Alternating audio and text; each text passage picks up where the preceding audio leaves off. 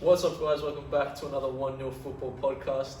And today's a very special day. I don't know if you're seeing this on a Friday or a Saturday, but it's not only just special because the Premier League's back, it's also someone's birthday. Matty boy, Yeah. happy 18th birthday, my son. Cheers, that just defines all social distancing laws, but we'll go with it. It does, but just quickly before we oh shit, sorry, there's something in there. Can you just open the door? Just push it open. Yeah, open it. I'm getting cranked. Open it. It's not opening, open it. Oh my It's not opening. Yeah, there we go. There should be a blue bag in there. Oh! I don't know what's in there. Oh god. Go on, matey boy. Oh, what did you do? Open it quick. What did you do? Say, Dad, sorry, you did say it was going to be a mistake. If you're new to the channel, Oh, I can't get It's a this bit on red. my feet. go on, open it up, matey boy. It's matey boy's birthday. Happy birthday to the co-founder of 1-0. The card says happy birthday. Oh, from you the know you co-founder of didn't. 1-0. Oh, yeah. Open it up. It's the Aussie man. Just leaving 1-0 to sign with the 76ers. Look at that. Cheers for Show it to the camera. Happy birthday, man. Cheers. It's got the Ben Simmons. I've always wanted a basketball top, and I think, I don't know how you knew. I'll tell you what, if Ben Simmons was a good shout, yeah? Yeah. I was going to get the... Or Embiid. Okay, good luck with it. Yeah, decent. We'll leave it there. Decent, we'll leave it there to look at. I was going to get him a Chelsea Ah. top, I'm like, no, I might change to United. You got me Chelsea up with Werner on the back, then maybe. Put Werner, which is probably why you clicked the video. So yeah, happy birthday, mate. Well, I didn't tell him about that. Jordan, we've got Jordan back behind the camera. So yeah, glad you like it. No worries, boss. I'll charge you later for it. So we're football. back in It's the Prem. football. We're back in the Prem. We had the season restart. What? 2 days ago, Thursday, yesterday. Controversy in this restart. Controversial From stuff. technology to centre backs. Now, do you like? What were your thoughts on it? Just the games in general. Obviously, no crowd, commentary. Just tell me about it. I thought we're obviously never going to see the same football as we used to. It's obviously a bit dead, especially how much Sheffield Villa. Yeah. Like, even with crowds, we don't expect that to be the most anticipated game of the weekend. But one talking point that we got to cover: how is the referee's watch not working? What is going on over there? Honestly, it wouldn't be football if there wasn't controversy. Yeah, especially now. I mean, that ball went to Mexico and back.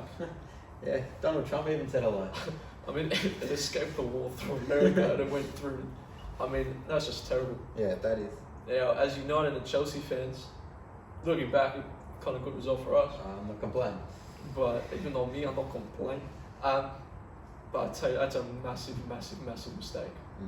Huge error. Especially now with Sheffield Europa League, the money involved. That's just can cost them.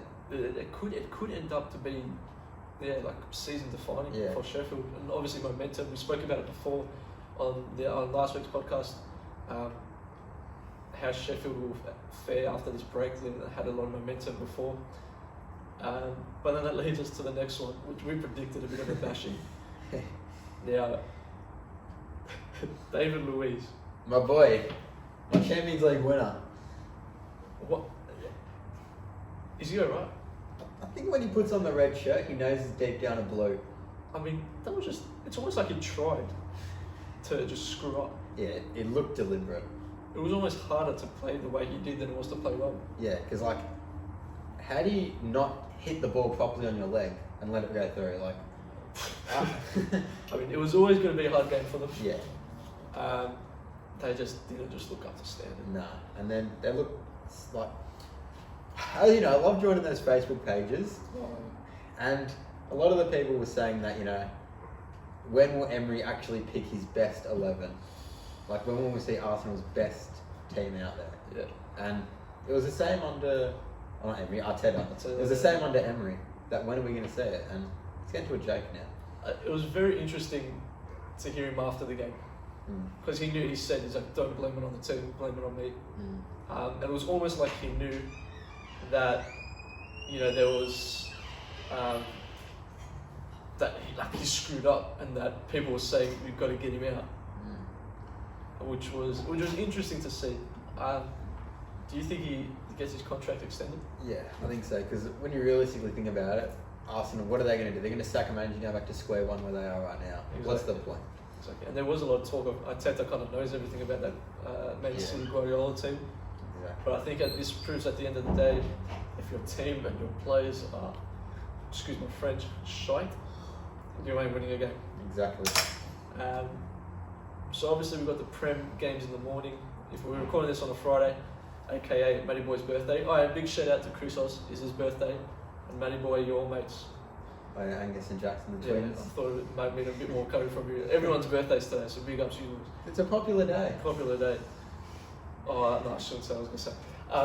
So obviously, tomorrow morning is my boys, Man United. It's on a huge game, massive game. Now, we touched on that on the Wednesday pod.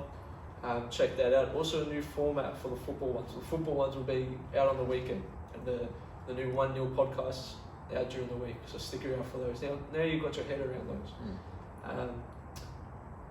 So we'll go into a popular segment. An early birthday present. Oh, I forgot. Timo bloody Werner. Demo. He knew that it was your birthday.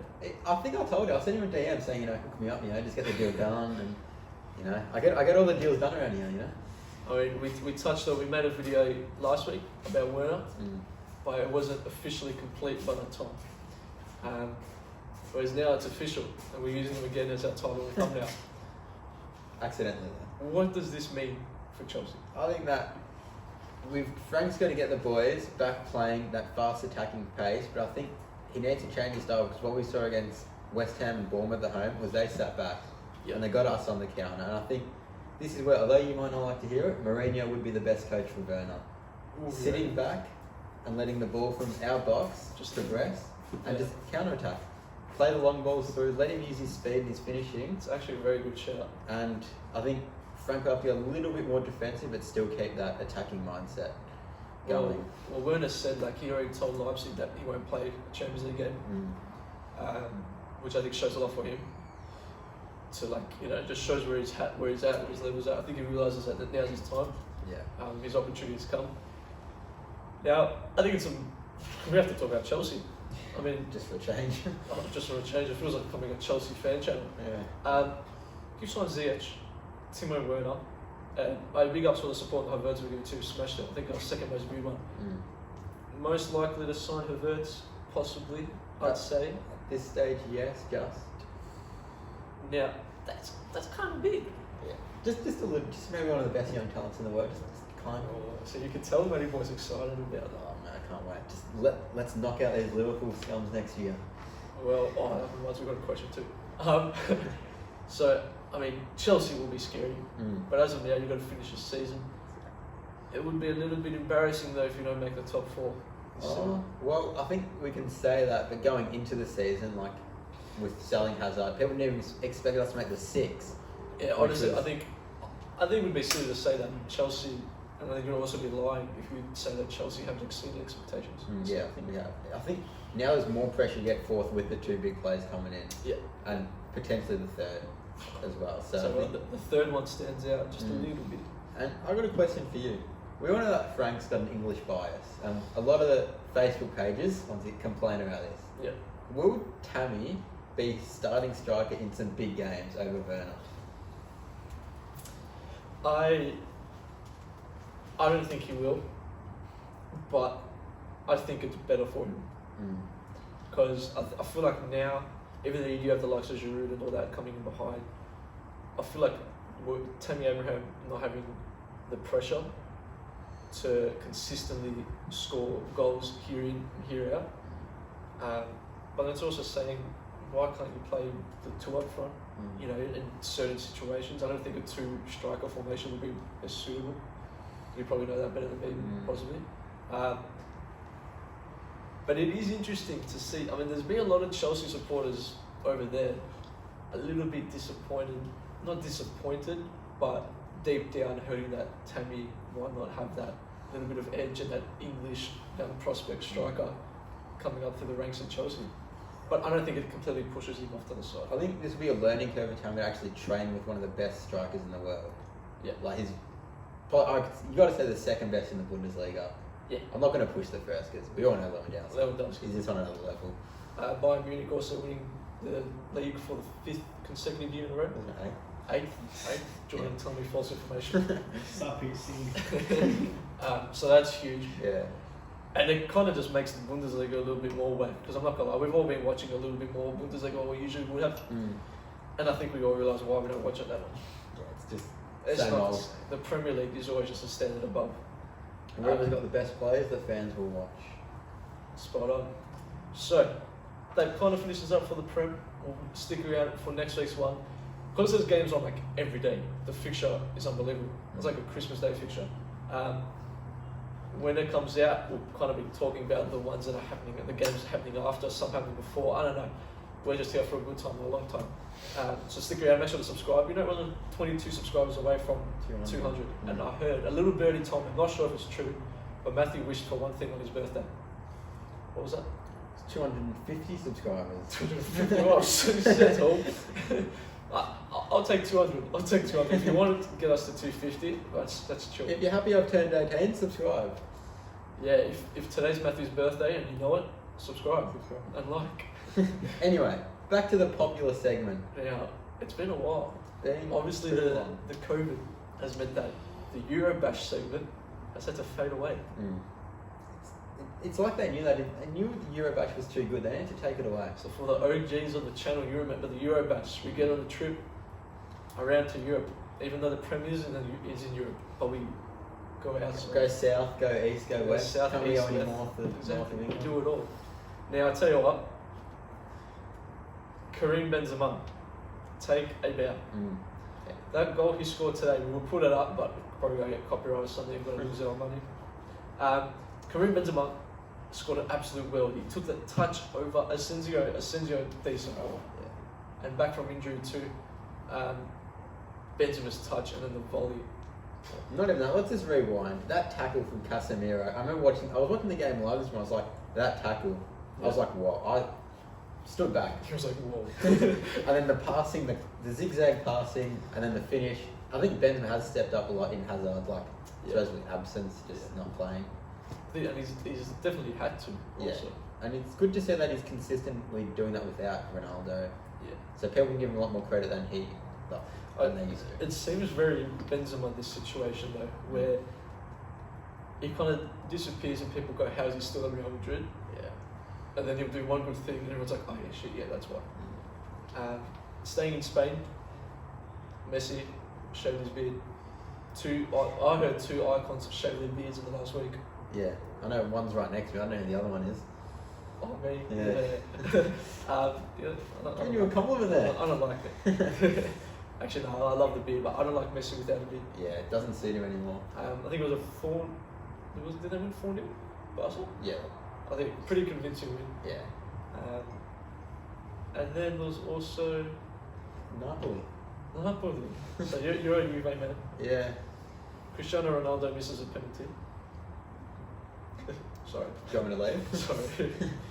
That was pretty big. Yeah. Did you watch it again? Didn't watch it. I was seeing some highlights and I was a bit early.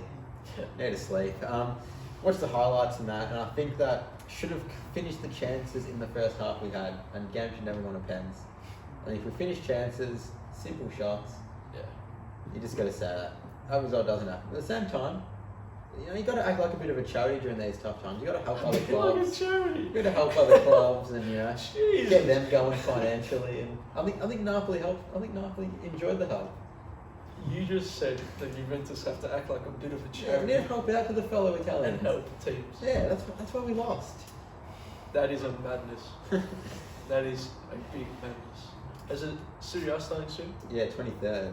I think that's Tuesday and couple Thursday. days. We'll keep in touch. We'll obviously part of the Eurobash segment. We'll talk about that. We'll head over to Serie A. Head over to the Bundesliga. Head over to Lisbon when it's needed. To Lisbon. Yeah, the Champions League. Mate, there's only one good thing. 2 good things coming out of Lisbon. That's Cristiano Ronaldo, a Man United legend, and the man, the myth, my father, Bruno Fernandes. And on that note, we've actually got a question though. I do have a Sorry, question. I'm screwing it up. Alright, let's go. We've got a question through from Harry Senior. He asked, who are the worst fan base or supporters in the world? I think after we saw that the Man City meme where they couldn't even fill up the TV, I think we got to go with that one. The Man City. 15 slot TV or something. So are we talk? What about just pain in the backside? I think we all know. I think especially now, the fans you want to avoid. The ones in that colour? Oh yeah, just not United. Liverpool. Yeah. Especially now that they're all good. I mean, I know we make fun of boys at school saying it's an asterisk season.